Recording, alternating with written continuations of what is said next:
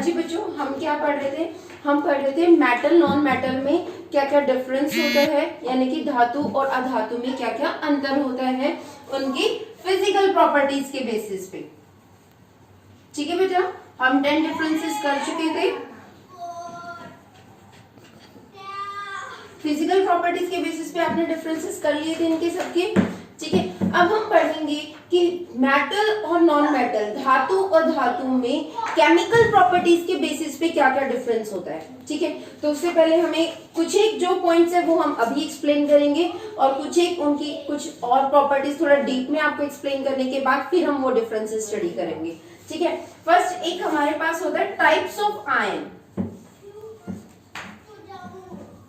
Types of ion. ठीक है, अब हम कौन सी प्रॉपर्टीज के बेसिस पे डिफरेंस कर रहे हैं? अब हम डिफरेंस कर रहे हैं केमिकल प्रॉपर्टीज के बेसिस पे। ठीक है बेटा, टाइप्स ऑफ आयन हम देखेंगे कि मेटल और नॉन मेटल किस तरह के आयन्स बनाते हैं। बेटा जो हमने डिफरेंस में आपको फर्स्ट पॉइंट एक्सप्लेन किया था उसमें हमने आपको बताया था कि मेटल जो होता है, in metal the number of electrons present in the outermost shells are 1, 2 and 3, and in the non-metals the number of electrons present in outermost shells are 4, 5, 6 and 7. ठीक है, ये हमारे नॉन मेटल्स में आते हैं। So just to complete the octet, outermost shell में 8 electrons complete करने के लिए ये क्या करते हैं? They form the positive ion. ये क्या बनाते हैं बेटा? पॉजिटिव आयन हमारे पास बनाते हैं। Means they form either donate one charge, 1 electron, or the 2 electron, or the 3 electron. And the non-metals either accept 1 electron, 2 electron, 3 electron, just to complete their octet. ठीक है, ये किस तरह के आयन बनाते हैं हमारे पास? Negative ion. ठीक है बेटा, तो पॉजिटिव आयन जो होते हैं इनको हम क्या बोलते हैं? कैटायंस। क्या बोलते हैं? कैटायंस। और नेगेटिव आयंस को हम बोलते हैं अनायंस। ठीक है, ये आपके क्या होते हैं? धनात्मक आवेशित, और ये हमारे क्या होते हैं? ऋणात्मक आवेशित। पॉइंट हमारे पास है nature of oxide.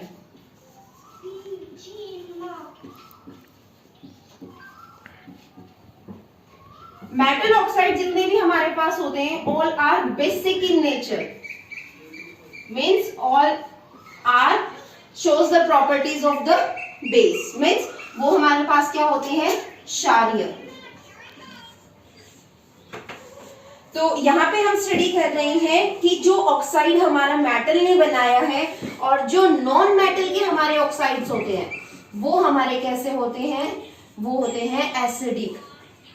Means when you put the non-metal oxide in the litmus solution, it turns blue to red and it turns क्षारीय है। तो वो किस तरह की प्रॉपर्टी शो करता है? कब पता चलेगा कि वो हमारे पास बेसिक है? वो क्या करता है? रेड को ब्लू में कन्वर्ट करता है, और अगर ब्लू रेड में कन्वर्ट हो रहा है तो वो क्या है हमारे पास? एसिडिक। वो कौन सी प्रॉपर्टी शो कर रहा है? एसिडिक। ठीक है, तो एक डिफरेंस हमारा ये आ जाता है कि मेटल के जो ऑक्साइड्स होते हैं वो कैसे होते हैं? बेसिक, और नॉन मेटल्स के ऑक्साइड हमारे पास कैसे होते हैं? वो होते हैं एसिडिक। ठीक है, इसमें एग्जांपल जैसे हमारे पास आ गया zinc oxide, lead oxide, aluminium oxide Al2O3। ठीक है, all these oxides are basic in nature. ठीक है, और नॉन मेटल में आपका आ गया SO2, NO2, CO2, carbon dioxide. ठीक है, ये सब क्या होते हैं हमारे? Acidic. All these are acidic in nature. ठीक है, तो इसके साथ जब हम metal oxides are basic in nature, कि जो धातु ऑक्साइड होते हैं हमारे पास, जो धातु ऑक्साइड होते हैं वो क्या होते हैं?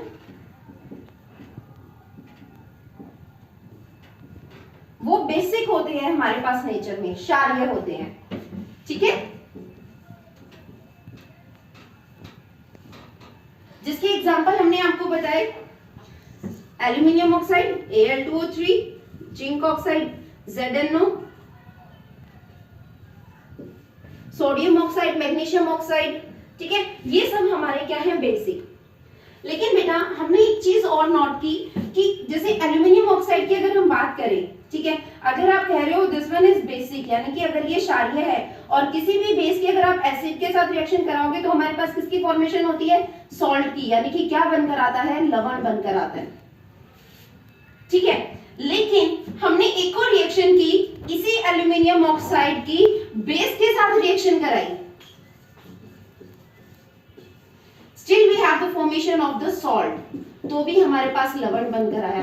इन that case the aluminium oxide just behave like a acid, वो एसिड की तरह बिहेव भी कर रहा है, ठीक है। तो metal oxide, those metal oxide who behave like acid as well as base, they are known as amphoteric, उनको हम क्या बोलते हैं, एम्फोटेरिक, उभयधर्मी ऑक्साइड।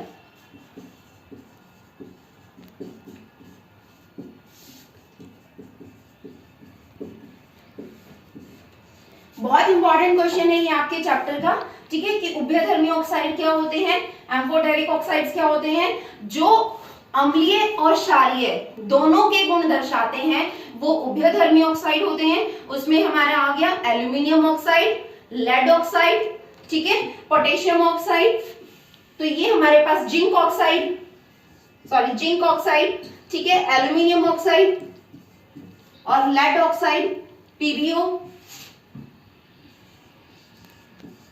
ये हमारे क्या है, एम्फोटेरिक है, उभयधर्मी ऑक्साइड, जो दोनों तरह के गुण दर्शाते हैं, एसिडिक भी और बेसिक भी। तो उभयधर्मी एम्फोटेरिक ऑक्साइड्स क्या होते हैं, वो क्लियर है हर बच्चे को, ठीक है, बहुत इंपॉर्टेंट है बेटा, तो सब बच्चे बहुत अच्छे से करेंगे, ठीक है। उसके बाद हमने एक पॉइंट हम आपको एक्सप्लेन करेंगे बेटा, फॉर्मेशन ऑफ आयन,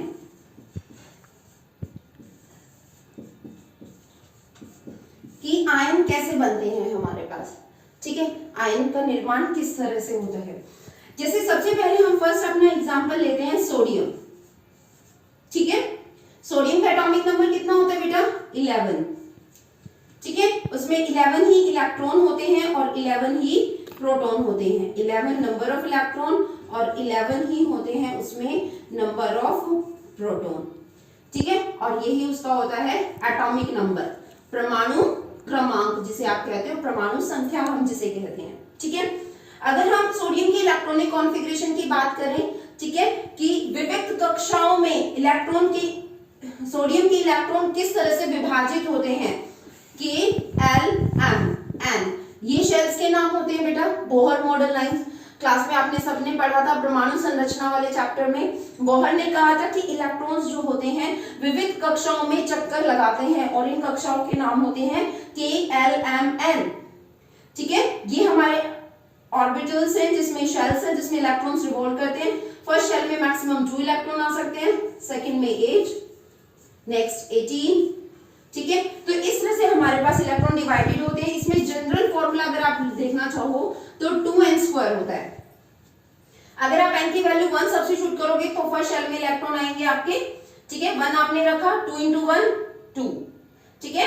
n की जगह आप 2 सब्स्टिट्यूट करोगे, करो, 2 का स्क्वायर कितना होता है हमारे पास, 4, 4 2 ज़ा 8, तो सेकंड सेल में हमारे पास जो दूसरे नंबर की विविध कक्षा है उसमें कितने इलेक्ट्रॉन आएंगे, 8 इलेक्ट्रॉन्स। अगर थर्ड में आपको निकालना है तो आप 3 पुट करोगे, 3 का स्क्वायर 9, 9 2 ज़ा 18, ठीक है। फोर्थ में आपको निकालना है, फोर्थ का स्क्वायर 16, 16 2 ज़ा 32, तो फोर्थ शेल में हमारे पास कितने इलेक्ट्रॉन आ सकते हैं, 32, ठीक है।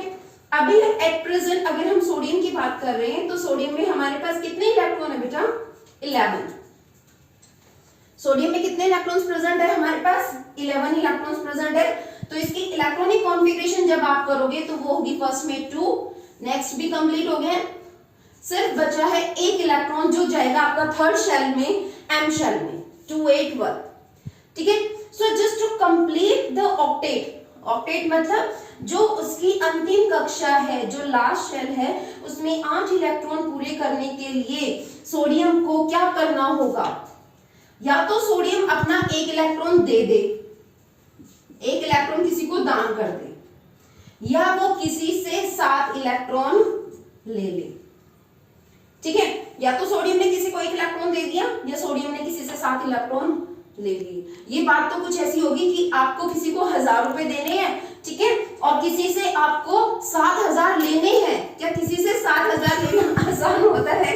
सॉरी, क्या किसी से, तो ये कुछ इस तरह से हो गया कि आपको किसी को 1000 डोनेट करना है, किसी को 1000 देना है, आप दे सकते हो 1000, या किसी से आपको 7000 बोरो करने हैं, आप किसी से लोगे 7000 कर्जा, क्या कोई देगा इजीली? नहीं, ठीक है। तो किसी से 7 इलेक्ट्रॉन, किसी और तत्व से, किसी और एलिमेंट के परमाणु से, एटम से 7 इलेक्ट्रॉन लेना बहुत ही मुश्किल होता है, बजाय कि वो अपना 1 इलेक्ट्रॉन किसी को दे दे। तो सोडियम क्या करता है? सोडियम क्या करेगा? सोडियम अपना 1 इलेक्ट्रॉन किसी को दान में दे देगा, किसी को अपना 1 इलेक्ट्रॉन दे देगा, ठीक है। ये क्या बन गया अब हमारे पास? Donor. It donate it's 1 electron, उसने अपना 1 इलेक्ट्रॉन डोनेट कर दिया, ठीक है। 1 इलेक्ट्रॉन डोनेट करके उसने क्या बनाया? पॉजिटिव आयन, ठीक है। ऐसे ही अगर हम एग्जांपल लें अपना एल्यूमिनियम का बेटा, एल्यूमिनियम क्या करेगा? एल्यूमिनियम की कॉन्फ़िगरेशन अगर हम देखें तो बेटा कितनी होती है? 283, 13 नंबर पे आता है ये हमारे पास पीरियोडिक टेबल में। तो इसकी कॉन्फ़िगरेशन होती है 283। It has 3 extra electrons, either it can donate the 3 electrons or it can accept the 5 electrons, ठीक है। So just to accept 5 electron from any atom, that one is just impossible, वो बहुत ही मुश्किल होता है कि वो किसी से 5 इलेक्ट्रॉन उधार मांगे, बजाय कि वो 3 इलेक्ट्रॉन अपने किसी को दे दे, ठीक है। So it also donate the 3 electrons, और जब ये 3 इलेक्ट्रॉन अपने डोनेट करेगा, it forms aluminium 3 positive after donating the 3 electrons. वो क्या बनाएगा? एल्यूमिनियम 3 पॉजिटिव, ठीक है बेटा। तो जितने भी मेटल्स होते हैं, सेम आप एग्जांपल ले सकते हो मैग्नीशियम का, आयरन का, ठीक है। तो जितने भी हमारे मेटल्स होते हैं, all are the electron donor, वो सब क्या करते हैं? इलेक्ट्रॉन को डोनेट करते हैं, किसी दूसरे को इलेक्ट्रॉन दे देते हैं, ठीक है। Means they form the positive ion. तो इस तरह से हमारे पास पॉजिटिव आयन की फॉर्मेशन होती है। पॉजिटिव आयन को आप क्या बोलते हो? धनात्मक आवेश, ठीक है। धनात्मक आवेश यानी कि हमारे पास किसकी फॉर्मेशन हुई? कटायन की, ठीक है। पॉजिटिव आयंस को आप क्या बोलते हो? कटायंस। वेरी गुड, ठीक है। नेक्स्ट हम पढ़ रहे हैं नेगेटिव आयन किस तरह से बनते हैं। नेक्स्ट हम पढ़ रहे हैं फॉर्मेशन ऑफ आयन, ठीक है। पॉजिटिव आयन की फॉर्मेशन आप कर चुके हो, जिसे आप बोलते हो कटायन, धनात्मक आवेश। अब हम पढ़ रहे हैं, नेक्स्ट है हमारा formation of the negative ion, ऋणात्मक आवेश, जिसे हम बोलते हैं अनायन। वो किस तरह से बनते हैं, ठीक है। कटायंस कौन बनाता है? मेटल, डिफरेंस में हमने आपको एक्सप्लेन किया था, ठीक है। और अनायन कौन बनाता है? Non metal. तो हम एक नॉन मेटल ही उठा लेते हैं। मेटल हमने सोडियम लिया था, नॉन मेटल हम क्लोरीन ले लेते हैं। बहुत ही कॉमन से एग्जांपल है, ठीक है। क्लोरीन का एटॉमिक नंबर कितना होता है बेटा हमारे पास? 17, ठीक है। Means it has the number of electrons 17। So what about it's electronic configuration? इसका इलेक्ट्रॉनिक विन्यास क्या होगा? 2, 8, 7, ठीक है। अब बच्चे थोड़ा सा ध्यान दीजिए, यहाँ पे हम क्या कहना चाहते हैं। What's the important point to note here is that in the outermost shell of the chlorine we have the 7 electrons, ठीक है। So just to complete its octet, अपनी अंतिम कक्षा में 8 इलेक्ट्रॉन पूरे करने के लिए इसको क्या करना होगा? It has to either accept the 1 electron, या तो ये 1 electron ले, और it give the 7 electron to some one atom. So if it take the 1 electron, ठीक है, it forms the negative ion, and if it gives the 7 electron to someone, it forms the +7 positive ion, ठीक है। तो यहाँ पर भी कुछ ऐसा ही है कि इसके पास बहुत सारे पैसे हो जाएंगे, इसके घर एक बहुत बड़ी गाड़ी आ जाएगी, इसको एक गाड़ी खरीदनी है, ठीक है। उस गाड़ी खरीदने के लिए उसके पास 1000 रुपए की कमी है, या तो वो किसी से 1000 ले ले, पर फिर भी गाड़ी तो फिर भी नहीं आ पाएगी, वो तो गया। सॉरी, अगर वो 1000 किसी से ले लेता तो उसके पास एक गाड़ी आ जाती है, उसका पूरा हो जाएगा 288, ठीक है। अगर वो किसी को 7 इलेक्ट्रॉन दे देता है 287, ठीक है, कि उसके पैसों से किसी और ने गाड़ी खरीद ली, इसको तो एक की जरूरत थी ना। तो कॉमन सेंस कि कोई अपने 7,000 क्यों देगा, ठीक है, बजाय कि वो अपना 1,000 ले ले, उसके घर गाड़ी आ जाएगी, वो किसी को 7,000 दे के उसके घर क्यों गाड़ी खड़ी करेगा, ठीक है। तो इट्स जस्ट एन एग्जांपल बेटा। तो ये क्या करता है, rather giving 7 electron to any atom it wants to take और accept 1 electron from some other atom, ठीक है, वो एक इलेक्ट्रॉन लेना चाहेगा अपने 7 इलेक्ट्रॉन देने की बजाय, ठीक है। उसके लिए एक इलेक्ट्रॉन लेना, एक इलेक्ट्रॉन एक्सेप्ट करना बहुत आसान है 7 इलेक्ट्रॉन डोनेट करने की बजाय, ठीक है। तो क्लोरीन क्या करता है हमारे पास, this one is chlorine, chlorine accept the 1 electron and it forms the chlorine ion Cl negative, ठीक है। ये हमारे पास क्या है, अनायन। तो क्लोरीन हमारा एक नॉन मेटल है और वो हमारे पास किसकी फॉर्मेशन कर रहा है, अनायन की, एक ऋणात्मक आवेश की, ठीक है। वो कब आया, जब उसने किसी से एक इलेक्ट्रॉन ग्रहण किया। अगर कोई इलेक्ट्रॉन देगा तो उसमें क्या आवेश आएगा बेटा, वो आएगा हमारा धनात्मक आवेश, जो कौन बनाते हैं, धातु कटायंस, ठीक है। तो ये हर बच्चे को क्लियर है। उसके बाद ये तो हो गया हमारा formation of ion, how the ions are formed, ठीक है। हम एक और एग्जांपल, अगर आपको ये चीज नहीं एक्सप्लेन होंगी तो एक और एग्जांपल ले सकते हैं बेटा, ऑक्सीजन का, ठीक है। The atomic number of oxygen is 8, means it has 8 electrons, so it's electronic configuration is 2,6। इसका इलेक्ट्रॉनिक विन्यास क्या होगा, 2,6, ठीक है। So just to complete the octet, either it can give the 6 electron or it can accept the 2 electron. So accepting 2 electron is more easier rather than giving the 6 electron to someone. तो ये क्या करता है, किसी को 6 electron देने की बजाय ऑक्सीजन हमारा क्या करेगा, ऑक्सीजन करेगा 2 इलेक्ट्रॉन्स को एक्सेप्ट करेगा और बनाएगा O2 negative. It's 286 and its configuration is 288. Now the 8 electrons are complete in the outermost shells. ठीक है? So the oxygen after taking the 2 electrons form O2 negative. इसने क्या बनाया हमारे पास, anion, negative ion. Now its outermost shell is complete. In the outermost shell, how many electrons we have? 8 electrons. तो अंतिम कक्षा में बेटा हमारे पास कितने इलेक्ट्रॉन है यहाँ पे, 8। हो गया सेटिस्फाइड, गुड, ठीक है। अब हम पढ़ रहे हैं formation of compounds. Now we studied the formation of ion, कि हमारे पास आयन किस तरह से बनेंगे, कटायन, अनायन, ठीक है। Now we studied formation of compounds, formation of compounds, ठीक है। आप सब आयन की फॉर्मेशन स्टडी कर चुके हो, कटायन क्या होते हैं, अनायन क्या होते हैं, हर बच्चे को क्लियर है बहुत अच्छे से कि किस तरह से कटायन बनते हैं और किस तरह से हमारे पास अनायन की फॉर्मेशन होती है, ठीक है। अनायंस क्या होते हैं, नेगेटिव आयंस, और कटायंस क्या होते हैं हमारे पॉजिटिव आयंस, ठीक है। आपने फॉर्मेशन की Na पॉजिटिव की after giving 1 electron to some other atom, ठीक है। क्लोरीन ने क्या किया, chlorine accept the 1 electron and form the Cl negative. Sodium ने क्या किया था, अगर आप ये रिएक्शन लिखे तो sodium just donate its 1 electron to someone and form Na positive, and chlorine accept 1 electron and form Cl negative, ठीक है।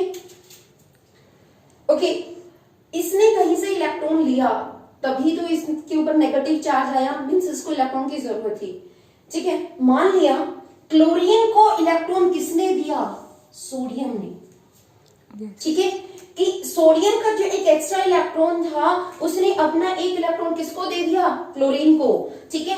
अब जो Na पॉजिटिव है और Cl नेगेटिव है, दोनों कंबाइन करके किसकी फॉर्मेशन करेंगे, NaCl की, सोडियम क्लोराइड, सोल्ट जिसे हम कहते हैं।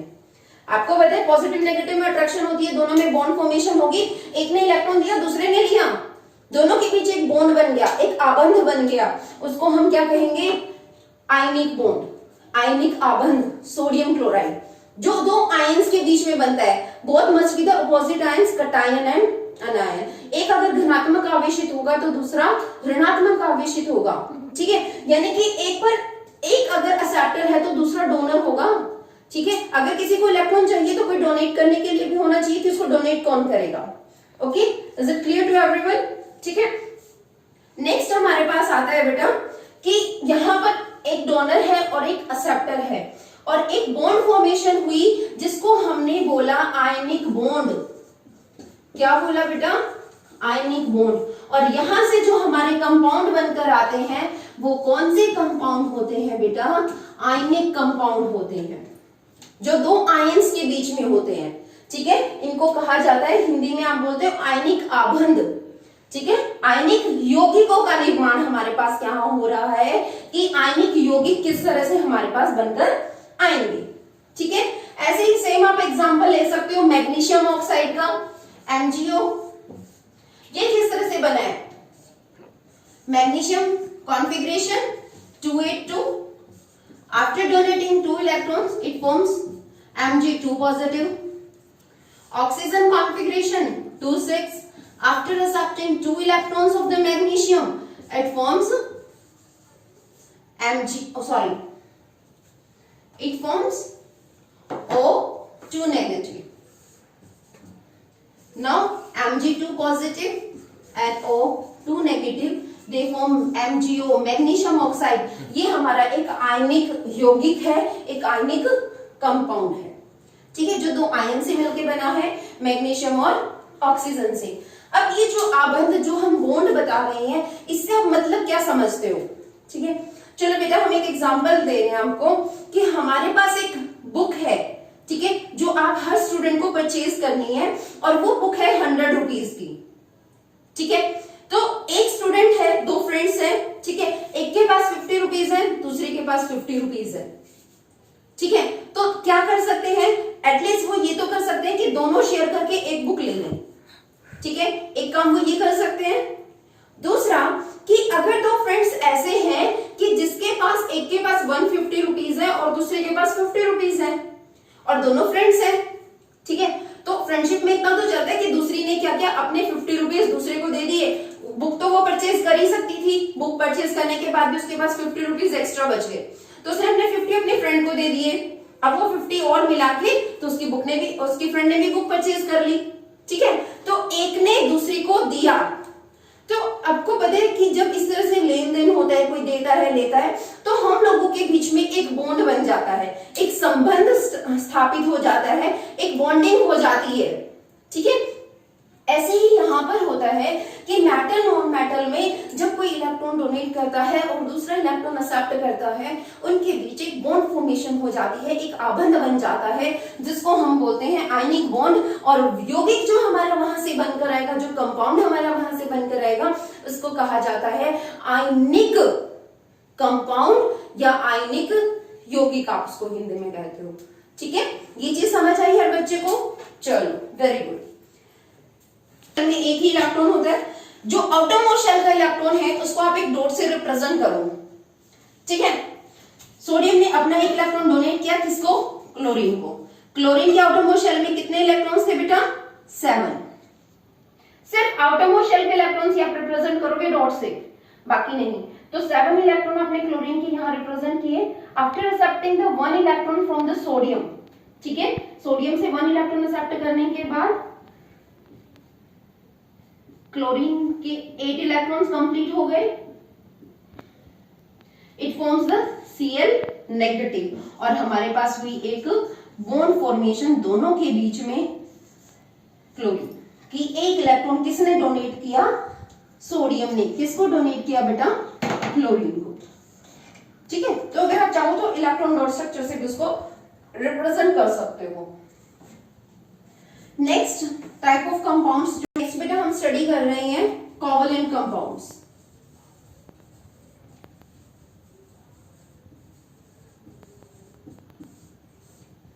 ठीक है, कोवलेंट कंपाउंड्स की फॉर्मेशन किस तरह से होती है?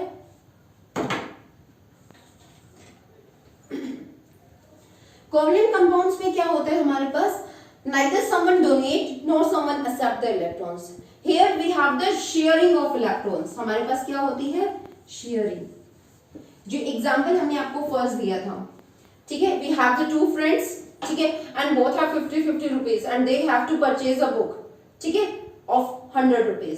सो दोनों अगर कंबाइन करें, दोनों अगर मिला के, वो एक बुक तो परचेज कर ही लेंगे भाई, 50 उसने दिए 50 उसने दिए, इक्वल शेयरिंग हो गई, तो दोनों के बीच एक बॉन्ड बनेगा, ठीक है, वो बॉन्ड होगा कोवेलेंट कंपाउंड, और दोनों की सेटिस्फेक्शन हो गई, दोनों ने एक बुक परचेज कर ली।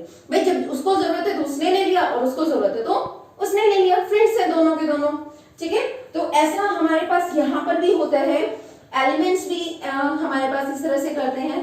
वो किस केस में होते हैं, जैसे अगर हम बात करें Cl2 की, ठीक है, Cl2 is a covalent compound, ये हमारा एक कोवेलेंट कंपाउंड है, ठीक है। वो किस तरह से करता है, Cl2 फॉर्मेशन में हमारे पास क्या होता है बेटा, this chlorine has a 7 electron, we take one more chlorine atom in the outermost shell, it has also the 7 electrons, ठीक है। so what will happen, ठीक है, neither it can donate nor it can accept or donate, ठीक है, दोनों में से ना तो कोई डोनेट कर सकता है, ना तो कोई दे सकता है, ना कोई ले सकता है, दोनों को एक एक इलेक्ट्रॉन की जरूरत है। तो ये क्या करते हैं, ठीक है, क्लोरीन क्या करता है, ये वाला क्लोरीन इसका एक शेयर कर लेता है, और ये क्लोरीन इसका एक शेयर करता है, तो दोनों ने एक दूसरे का एक एक इलेक्ट्रॉन शेयर किया, ठीक है। अगर इसको जरूरत है तो देखे तो इसके 8 पूरे हो गए, और जब इसको जरूरत है तो देखे तो इसके भी 8 पूरे हो गए, ठीक है। दोनों के आटोमोस्ट शेल में 88 इलेक्ट्रॉन्स कंप्लीट हो गए आफ्टर शेयरिंग द 1 इलेक्ट्रॉन। अब इन दोनों के बीच ये जो बॉन्ड बना है, ये है हमारा बेटा कोवेलेंट बॉन्ड, ठीक है, समझ आया ना हर बच्चे को, ठीक है। कोवेलेंट बॉन्ड क्या होते हैं, ऐसे ही अगर आप चाहो तो हम एक और एग्जांपल आपको दे सकते हैं HCl का, hydrogen has 1 electron in outermost shell and the chlorine has the same 7 electrons. Hydrogen share the 1 electron of chlorine and chlorine share 1 electron of the hydrogen, ठीक है। It completes its octet and it completes its doublet. उसने अपने अंतिम कक्षा में 2 electron पूरे कर लिए हाइड्रोजन ने, और इनर्ट हो गया क्लोरीन ने 8 पूरे कर लिए, दोनों की भी शेयरिंग हुई है एक एक इलेक्ट्रॉन की। तो ये जो बॉन्ड बना है यहाँ पर भी हमारे पास, ये बॉन्ड किस तरह का है बेटा, कोवेलेंट बॉन्ड है, ठीक है। नेक्स्ट आप ऐसे ही एग्जांपल हम ले सकते हैं O2 का, ठीक है। ऑक्सीजन के आटोमोस्ट शेल में कितने इलेक्ट्रॉन्स होते हैं बेटा, 6। एक और ऑक्सीजन हमने लिया है, उसके आटोमोस्ट शेल में भी कितने इलेक्ट्रॉन्स है, 6। This oxygen share the 2 electrons and this one oxygen also shares the 2 electrons of the another oxygen. Here we have the sharing of 2 electrons, no? And here we have the sharing of the 1 electron, ठीक है। So here we have the formation of the double bond. यहाँ पे हमारे पास double bond का जो द्विआबंध जिसे आप कहोगे, यहाँ पे द्विआबंध की हमारे पास संरचना होती है कि द्विआबंध कैसे बनता है, डबल बॉन्ड फॉर्मेशन कैसे होती है, ठीक है। एक जो बेस्ट एग्जांपल आपके एग्जाम्स में भी पूछा जाता है, CH4 मीथेन, आगे हम इसको पढ़ेंगे भी कार्बोनेट्स कंपाउंड चैप्टर में, ठीक है। मीथेन में किस तरह से हमारे पास कोवेलेंट बॉन्ड फॉर्मेशन होती है, कार्बन के आटोमोस्ट शेल में कितने इलेक्ट्रॉन्स होते हैं बेटा, 4 डॉट्स आपने बनाए, ठीक है। And here we have the 4 hydrogen, one we put hydrogen here, another one here, third one and the fourth one, ठीक है। These hydrogen share 1 electron of the carbon and complete their doublet. हर एक hydrogen के पास 2 electron हो गए। Now what will carbon do? Carbon also share the 1 electron of each hydrogen. ये भी सबका share करेगा भाई, जब ये सबको अपना दे रहा है तो ये भी तो लेगा, ठीक है भाई। यहाँ पे धर्मार्थ खाता किसी ने नहीं खोल रखा कि हम पुण्य कर रहे हैं, कोई पुण्य नहीं कर रहे भाई, बराबर की भागीदारी है, तू ले रहा है तो मैं भी लूंगा, ठीक है। तो दोनों में इक्वल शेयरिंग हमारे पास हो रही है, दोनों एक एक इलेक्ट्रॉन एक दूसरे का शेयर कर रहे हैं, and here we have the formation of the covalent compound, ठीक है। तो यहाँ पर हमारे पास किसकी फॉर्मेशन हो रही है, कोवेलेंट कंपाउंड। तो बेटा ये था आपका सारा फॉर्मेशन ऑफ कंपाउंड्स कि आयनिक कंपाउंड किस तरह से बनते हैं और कोवेलेंट कंपाउंड, ठीक है। अगर हम आपको ब्रीफ समराइज करें तो किस तरह से कहोगे कि आयनिक आबंध आपका कब बना बेटा, आयनिक आबंध हमारा बनता है जब इलेक्ट्रॉन एक से दूसरे में कंप्लीटली ट्रांसफर होते हैं। कि एक एटम ने अपना इलेक्ट्रॉन हमेशा के लिए दूसरे को डोनेट कर दिया, ठीक है, हमेशा के लिए, अब उस इलेक्ट्रॉन पे उसका कोई हक नहीं है, ठीक है।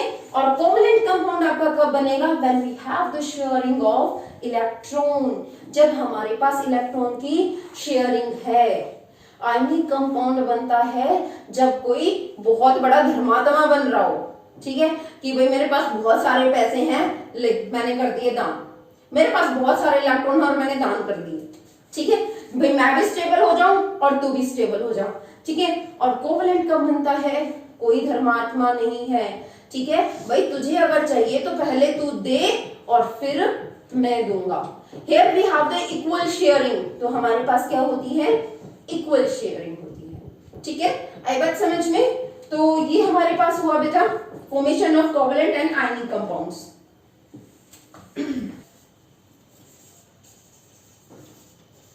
प्रॉपर्टीज ऑफ मेटल, मेटल की केमिकल प्रॉपर्टीज डिस्कस हम कर रहे थे, ठीक है, जिसमें हमारे पास फर्स्ट पॉइंट आता है reaction of metal with water.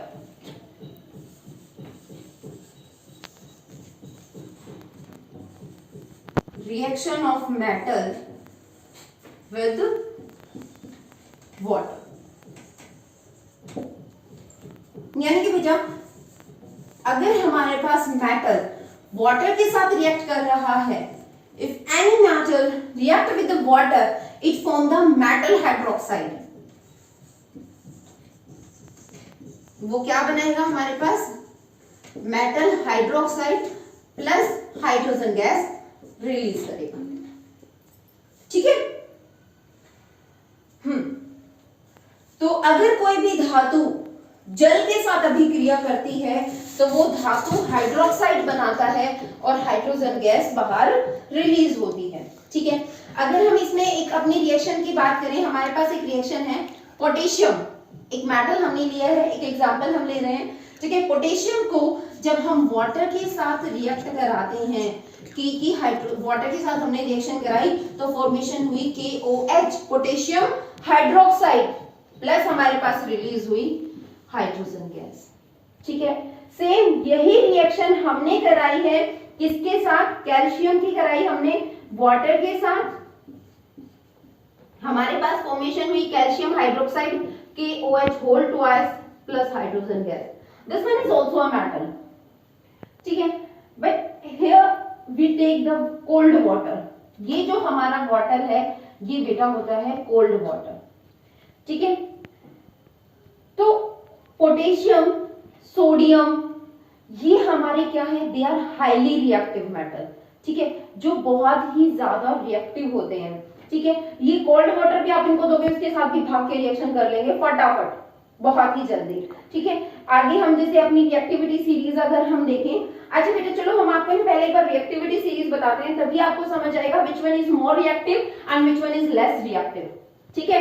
तो ये आप सब अच्छे ध्यान रखोगे, when a metal react with the water it form the metal hydroxide, metal hydroxide की फॉर्मेशन होती है plus release of the hydrogen gas also there, ठीक है। हाइड्रोजन गैस भी हमारी यहाँ पे रिलीज होती है। तो अभी हम आपको ना बेटा एक रिएक्टिविटी सीरीज और करा रहे हैं। वो रिएक्शन स्टडी करने से पहले मेटल विद वाटर, ठीक है, इसमें हम एक चीज स्टडी करेंगे पहले, रिएक्टिविटी सीरीज, ठीक है। रिएक्टिविटी सीरीज क्या कि कौन सा मेटल हाईली रिएक्टिव है और कौन सा हमारा लीस्ट रिएक्टिव है, ठीक है। क्या सभी मेटल सेम रिएक्टिव होते हैं? नहीं, अब सबको बहुत। चलो नेक्स्ट है हम स्टडी कर रहे हैं बेटा रिएक्टिविटी सीरीज, ठीक है। जितने भी मेटल्स हैं उनकी reactivity series, which one is highly reactive, which one is least reactive, which one is moderately reactive. क्या सभी मेटल सेम रिएक्टिव होते हैं? नहीं, कुछ एक बहुत ज्यादा रिएक्टिव होते हैं, बहुत जल्दी रिएक्शन करते हैं, और कुछ एक ऐसे हैं जो सालों साल पड़े रहते हैं तो भी रिएक्शन नहीं होते। बेस्ट एग्जांपल है आपका गोल्ड और सिल्वर, ठीक है। तभी हमारे जितनी भी ज्वेलरी होती है वो गोल्ड, सिल्वर, प्लैटिनम की बनाई जाती है, क्योंकि वो वाटर, एयर के साथ बहुत ही लीस्ट रिएक्टिव है, वो बहुत जल्दी रिएक्शंस नहीं करते। तो हम आपको रिएक्टिविटी सीरीज समझा रहे हैं बेटा, वो आप कैसे समझ पाओगे? आपको एक लाइन याद करनी है, केदारनाथ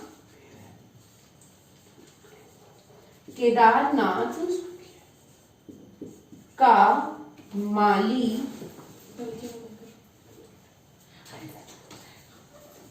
आलू जरा कच्चा पकाता है।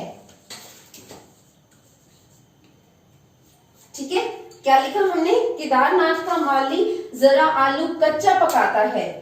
केदार के नाथ हो गया हमारे पास जिंक,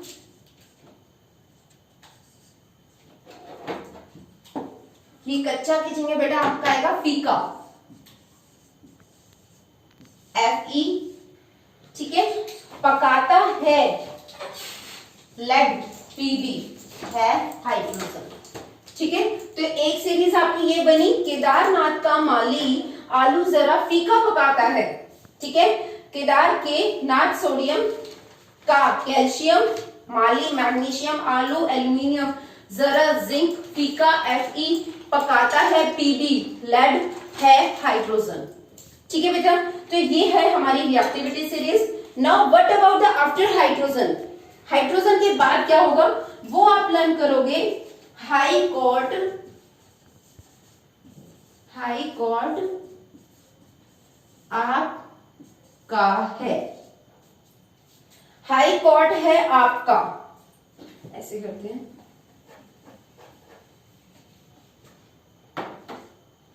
हाई कॉर्ड है आपका।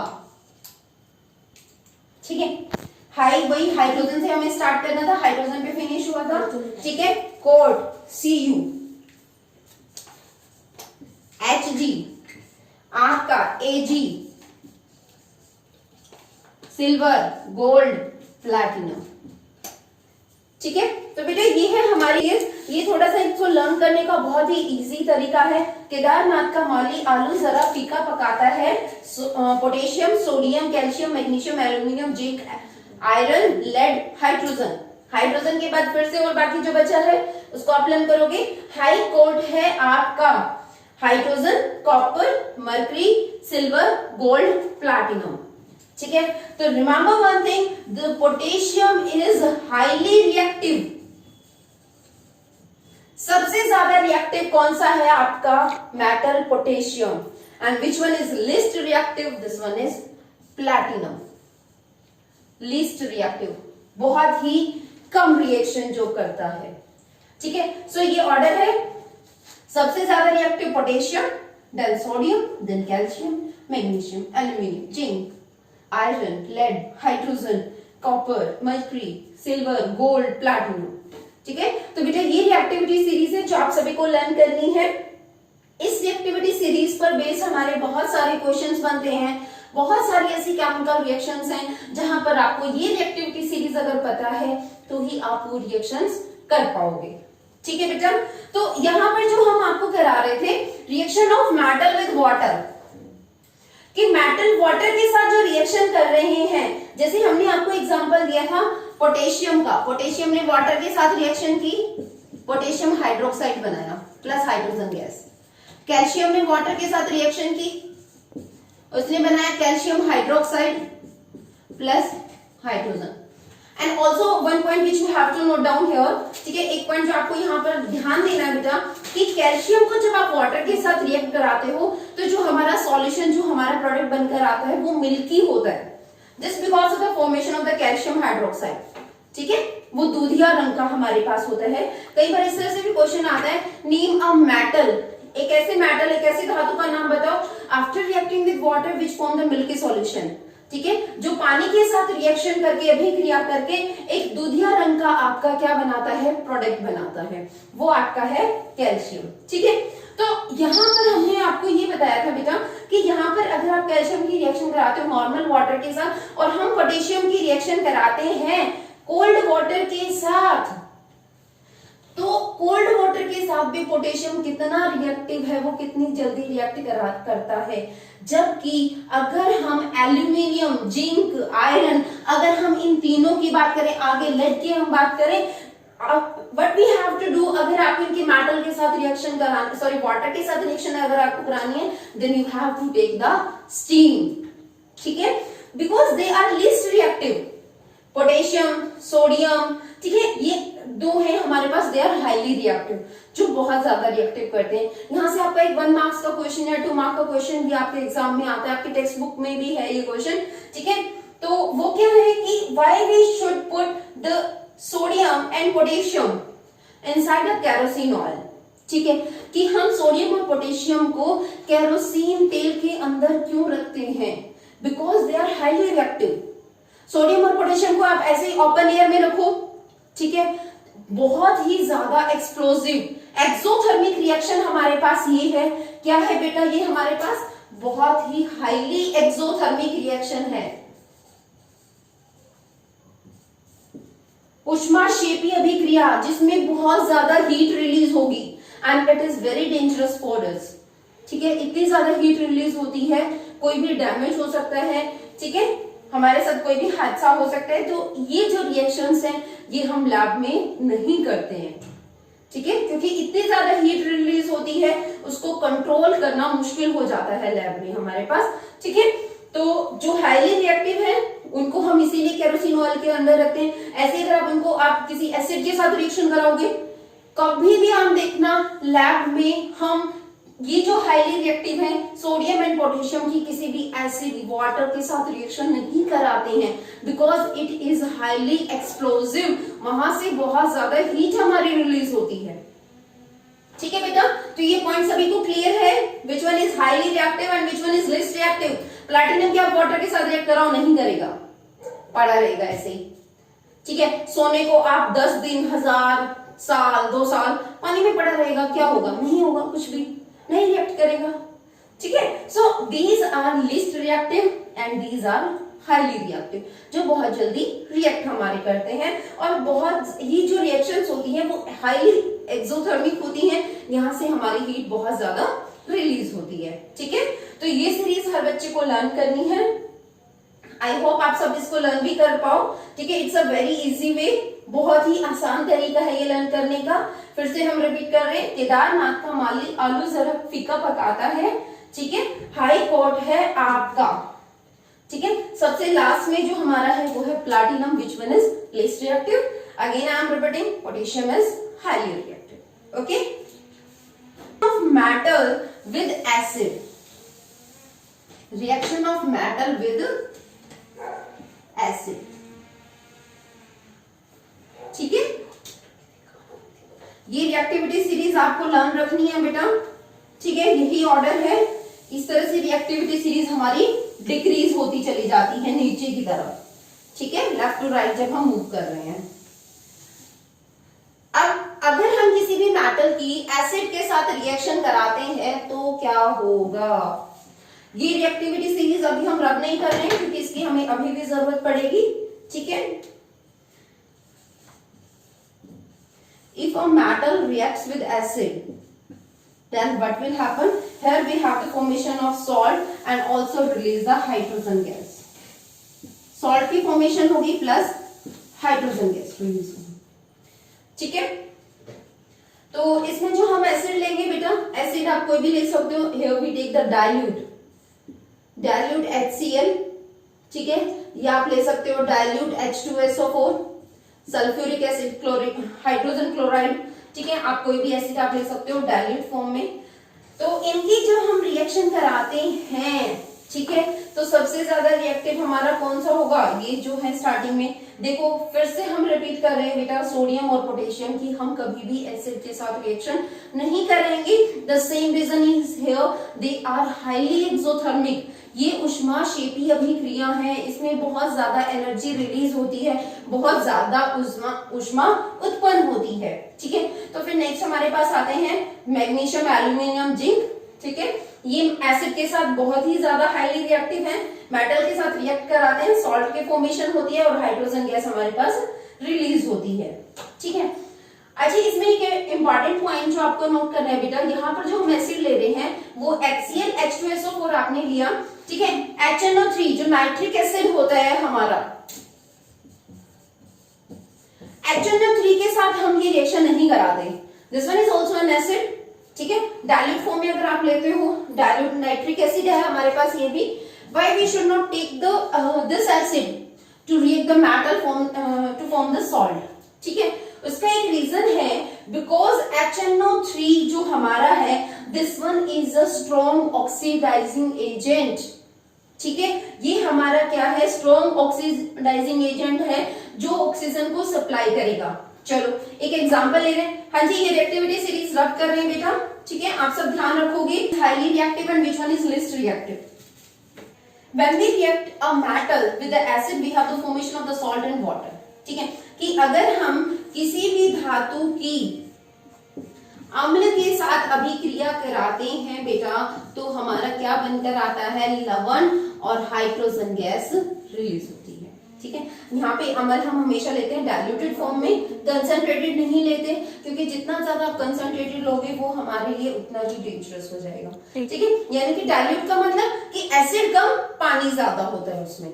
ठीक है, डाइल्यूट का मतलब ये होता है कि हमने इसमें वाटर ज्यादा है, वाटर की परसेंटेज ज्यादा है, एसिड हमारा कम है। ठीक है, तो हम ये रिएक्शंस इजीली अपनी लैब में कर सकते हैं। अब क्वेश्चन आता है, जैसे हमने आपको बोला we don't take HNO3, nitric acid नहीं लेते, this one is also an acidic, so why shouldn't we take the nitric acid to react the metal to form salt and hydrogen gas. ठीक है, कि हमने नाइट्रिक अम्ल को क्यों नहीं लिया, किसी भी धातु की अभिक्रिया कराई क्यों नहीं, ताकि हमारे पास लवण और हाइड्रोजन गैस हो। उसका रीजन हमने अभी भी आपको बताया, that the nitric acid is a strong oxidising agent.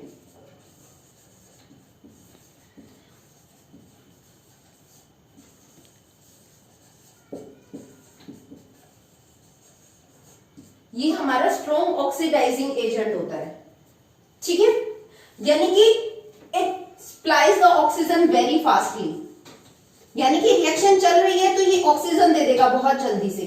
ठीक है, जैसे हम रिएक्शन कराते हैं, एक एग्जांपल हम ले रहे हैं। ठीक है, जिंक की हम रिएक्शन करा रहे हैं डाइल्यूट HNO3 के साथ, व्हाट विल हैपन, तो क्या होगा हमारे पास, इस केस में हमारे पास मेटल ऑक्साइड तो बनकर आएगा। ठीक है, कि एक मेटल ऑक्साइड तो हमारा बनकर आ रहा है यहाँ पर, कि एक हमारे पास सॉल्ट की फॉर्मेशन हो रही है प्लस हाइड्रोजन गैस, ये वाली रिएक्शन होगी। But what will happen, this nitric acid release the oxygen very fastly and after accepting the oxygen the hydrogen gas forms the water। इसको जैसे ऑक्सीजन मिलेगा वो वाटर बनाएगा, यानी कि यहां से हमारे पास हाइड्रोजन गैस रिलीज नहीं होगी। ठीक है, वो उसने बहुत जल्दी बहुत फास्टली ऑक्सीजन वहां पे सप्लाई किया है सॉल्ट फॉर्मेशन करने के बाद। ठीक है बेटा, अब अगर हमारे पास HNO3 है तो क्या कोई भी ऐसा मेटल नहीं है जो नाइट्रिक एसिड के साथ रिएक्शन कर सके और हमारे पास सॉल्ट और हाइड्रोजन गैस निकले? है, हमारे पास ऐसे मेटल हैं, वो है मैग्नीशियम और मैग्नीज। अगर आप इनको dilute, here we use very dilute solution of HNO3, अगर आप नाइट्रिक एसिड का बहुत ही डाइल्यूट, यानी कि हमारा एसिड अप्रोक्स है 1% या 2% और बाकी सारा पानी है, और फिर अगर आप रिएक्शन कराते हैं that is we have the formation of salt plus hydrogen gas, तब हमारे पास सॉल्ट और हाइड्रोजन गैस की फॉर्मेशन होती है। ठीक है बेटा, तो ये हर चीज जो है वो आपकी नोट करने के लिए आपको ध्यान देना है कि अगर हम किसी भी मेटल की, ठीक है, समरी हमारे पास आ रही है, अगर हम किसी भी मेटल की वाटर के साथ रिएक्शन कराते हैं तो हमारे पास metal hydroxide plus hydrogen gas release होती है। नेक्स्ट, अगर आप किसी भी मेटल की एसिड के साथ रिएक्शन कराते हो then we have the formation of the salt plus hydrogen gas, कि हमारे पास अगर किसी भी धातु की अम्ल के साथ अभिक्रिया कराई जाती है तो एक लवण और हाइड्रोजन गैस हमारे पास बाहर निकल कर आएगा। ठीक है, तो ये मेन है जो आपको जनरल आपकी रिएक्शन है जो आपको लर्न रखनी है। उसके बाद नेक्स्ट जो इंपॉर्टेंट है, reaction of metal, restart, next we start बेटा, रिएक्शन ऑफ मेटल विद, किसके साथ हम रिएक्शन कराएंगे, with another metal salt, with metal salt of another metal. एक मेटल की दूसरे मेटल सॉल्ट के साथ आप रिएक्शन कराओगे। जैसे एग्जांपल हम यहां पे लेते हैं, कॉपर की हम रिएक्शन करा रहे हैं आयरन सल्फेट के साथ, फेरिक सल्फेट, ठीक है, ऐसे ही इसको रिवर्स कर रहे हैं, फेरिक आयरन की हम करा रहे हैं कॉपर सल्फेट के साथ CuSO4। ठीक है, क्या होगा, आपके पास एक फेरिक सल्फेट का सॉल्यूशन है, उसको आपने कॉपर कंटेनर सॉल्यूशन में डाला है। फेरिक सल्फेट सॉल्यूशन को आपने किस में डाला है, कॉपर के कंटेनर में। ठीक है, क्या होगा, कुछ नहीं होगा, जैसा है वैसा ही रहेगा, नो रिस्क। लेकिन when you put a iron nail in a copper sulfate solution, what you will observe, you start observing its color is blue. ठीक है, how we know that the reaction is going on, कैसे हमें पता चलेगा। ठीक है, blue colour है बेटा हमारा, so this blue color starts fading, वो धीरे धीरे फेड होना स्टार्ट होगा। ठीक है, it start fading, वो धीरे धीरे कम होना स्टार्ट हो जाएगा, हल्का blue, light blue, light blue, light blue आपका होना स्टार्ट हो जाएगा। And also one more thing happen, this iron nail, ठीक है, this becomes brownish from the lower one part, which one is immersed in the copper sulfate solution. ठीक है, let's see, this one is our copper sulfate solution in a container, ये हमारा है copper sulfate solution CuSO4। ठीक है, और इसमें हमने डाला है एक आयरन नेल को। This part of the iron nail is immersed in a copper sulfate solution. After some time, what we'll observe that a brownish layer is deposited over the iron. Iron के ऊपर एक brownish layer हमारी deposit होना start हो जाती है, it means the reaction is going on. ठीक है, we are noting some change, हम कोई चेंज नोटिस कर रहे हैं, तो इसका मतलब हमारी रिएक्शन हो रही है यहाँ पे। ठीक है, आप सबने ये रिएक्शन अपनी फर्स्ट चैप्टर में भी की थी, रासायनिक अभिक्रिया एवं समीकरण वाले में। ये कौन सी अभिक्रिया है आपकी, विस्थापन अभिक्रिया, कि आयरन ने क्या किया, खुद कॉपर की जगह आ गया, कॉपर को वहां से हटा दिया, because iron is more reactive than the copper. आप सबने रिएक्टिविटी सीरीज में ये नोट किया है। ठीक है, तो ये सब बेटा बहुत सारी ऐसी रिएक्शंस हैं जो आप हर चैप्टर में देखोगे। अभी जो हमने आपको बताई reaction of metal with acid, these reactions are the exothermic उष्माक्षेपीय अभिक्रिया, ये भी आपने फर्स्ट चैप्टर में पढ़ा था। तो आपको मेन कंसेप्ट समझ आना चाहिए, what is the main concept behind this reaction. अब वो रिएक्शन चाहे किसी भी चैप्टर में हो, the logic remains the same, कि आपका जो लॉजिक है वो सेम रहेगा। So all these are the chemical properties of metal that are included in your syllabus. Reaction of metal with the water, reaction of metal with the acid, reaction of metal with the metal salt of the other metal. कि किसी भी धातु की किसी धातु लवण के साथ क्या अभिक्रिया हो सकती है, वो आपकी ये है। ठीक है बेटा, चलो